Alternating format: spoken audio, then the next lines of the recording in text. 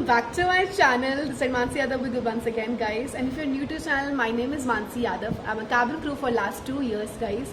And if you're not subscribed to my channel, तो please subscribe करिए channel को कि आपको recent videos regarding cabin crew, regarding ground staff and कहाँ मैं travel करूँ यहाँ से cabin crew. I'll be making vlogs for you. So please video के साथ जुड़े रहिए और सब्सक्राइब कर दीजिए चैनल को और बेल आइकन प्रेस कर दीजिए कि आपको recent videos अपडेट मिलती रहे. So guys, today video is going to be about what is the difference between cabin crew and ground staff, guys. So काफ़ी बहुत सारे लोग हैं यार कि cabin crew और ground staff के बीच में उनको डिफरेंस ज़्यादा नहीं पता होता. So this video is clearing all your doubts कि cabin crew में क्या डिफरेंस है और ground staff में क्या डिफरेंस है, क्या क्या जॉब क्राइटेरिया होता है, क्या इनका एज क्राइटेरिया होता है. सब कुछ हम कवर करने वाले हैं इस वीडियो के अंदर कि आपके सारे डाउट्स क्लियर हो जाएंगे till the end of this video. So please video के साथ एंड तक जुड़े रहना. ये मैं इसलिए डेफिनेटली बोल रही हूँ कि अब कोई भी डाउट नहीं रहेंगे, एंड तक जुड़े रहिए वीडियो के साथ. और so let's start. So guys, first will be I'll be telling all the similarities and differences between the cabin crew and ground staff. ठीक है. So first thing, cabin crew की जॉब क्या होती है, ground staff की job. So ground staff, so guys जो लोग airport पे वर्क करते हैं, ठीक है, ऑन ग्राउंड जो एयरपोर्ट पे वर्क करते हैं, that are ground staff. As an आपने देखा होगा ट्रॉली बॉयज होते हैं, कस्टमर एग्जीक्यूटिव होते हैं, टिकटिंग एग्जीक्यूटिव होते हैं, रैम पे होते हैं, सिक्योरिटी स्टाफ होता है. सो वो सब लोग जो लोग एयरपोर्ट पे वर्क करते हैं वो लोग होते हैं ग्राउंड स्टाफ. ठीक है. जो आपने देखा होगा जो आपको हेल्प करते हैं, आपको टिकटिंग के टाइम पे हेल्प के, जब आप एंटर करते हो एयरपोर्ट पे वो बताते हैं वो कहाँ जाना है, because of very confuse with the confuse होता है कि आपको लगेज कहाँ से मिलेगा, या जो आपको हेल्प करते हैं जो एयरपोर्ट स्टाफ होते हैं, दे आर ग्राउंड स्टाफ. ठीक है. और नेक्स्ट बात करें कैबिन क्रू की, गाइस. सो कैबिन क्रू होते हैं जो एयरक्राफ्ट के अंदर, एयरप्लेन के अंदर वर्क करते हैं. ठीक है. सो एयरप्लेन के अंदर, एयरक्राफ्ट में वर्क करते हैं. जब आप एज अ पैसेंजर आप ऑन बोर्ड आते हैं वो आपको विश करते हैं, so welcome on board sir. So ये स्माइल के साथ एक अपने को रिप्रेजेंट करते हैं. ठीक है.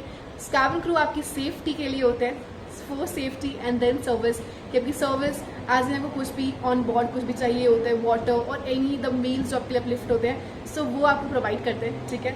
और सो गाइस, एयरप्लेन के अंदर सिर्फ क्रू के अलावा जो आप एयरक्राफ्ट में होते हैं, जो फ्लाई कर रहे होते हैं एक डेस्टिनेशन से दूसरी डेस्टिनेशन पे, सो उस टाइम पे जो क्रू होते हैं सिर्फ वही होते हैं ऑन बोर्ड आपकी सेफ्टी के लिए, आपकी सिक्योरिटी के लिए.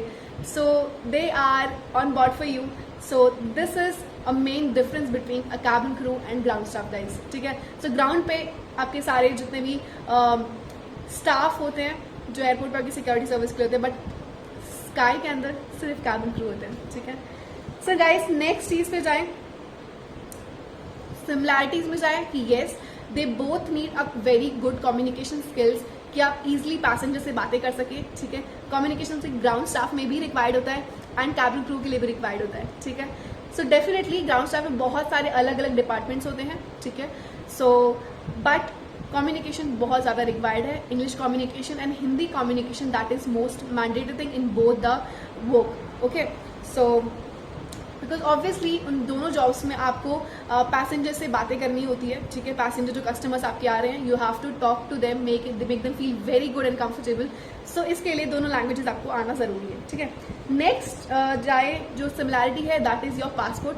आपको ग्राउंड स्टाफ के लिए भी पासपोर्ट रिक्वायर्ड है और आपको एज अ कैबिन क्रू भी पासपोर्ट रिक्वायर्ड है. फॉर आप सोच रहे होंगे ग्राउंड स्टाफ के लिए क्यों रिक्वायर्ड है. ठीक है.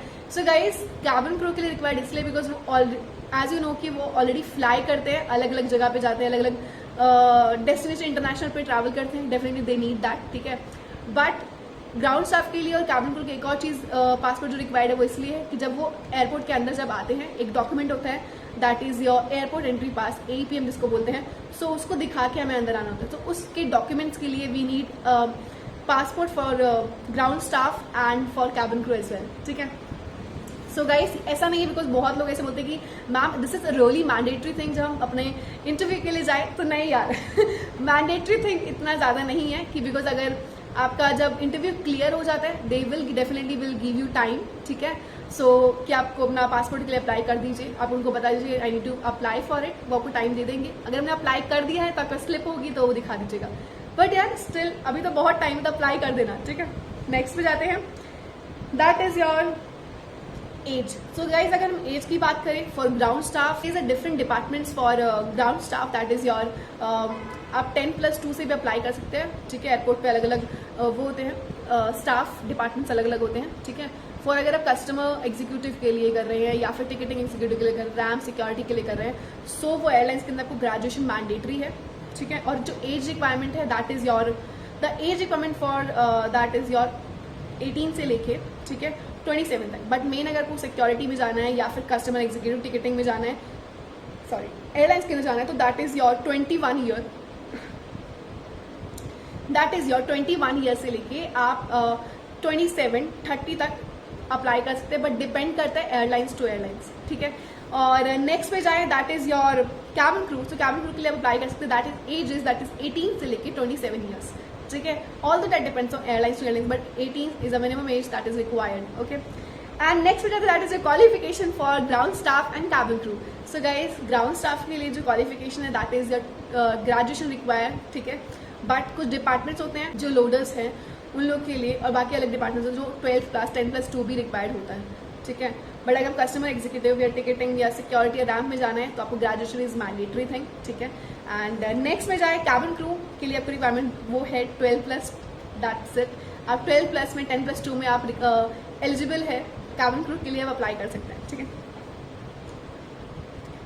So guys there is a huge difference between work obviously because as a ground staff आप पूरे वीक आप प्रॉपर्ली वर्क कर रहे हो, ठीक है। उसके अंदर सिर्फ आपको एज अ वीक में आपको ऑफ मिल रहा है, ठीक है। और they have lot of work, उनकी शिफ्ट होती है प्रॉपर्ली एंड ऑब्वियसली दोनों वर्क में हार्ड वर्क बहुत ज़्यादा है, अलग अलग लेवल पे होता है बिकॉज मेहनत हर किसी चीज़ में होती है, बिना मेहनत के आपको पैसे भी नहीं मिलते, ठीक है। मेहनत हर काम में ही है, सो ऑब्वियसली उनका अलग डिपार्टमेंट है, अलग काम होता है, but obviously they also do hard work and obviously cabin crew also do hard work. So guys cabin crew के अंदर एज अ ग्राउंड स्टाफ आपको नॉर्मली आपको शिफ्ट टू शिफ्ट टाइमिंग होता है और रेगुलर बेसिस पे आपकी जॉब होती है, उनका अलग अलग टाइमिंग्स होती हैं और साथ में उनको वीक्स में हॉलीडेज मिलते हैं, ठीक है।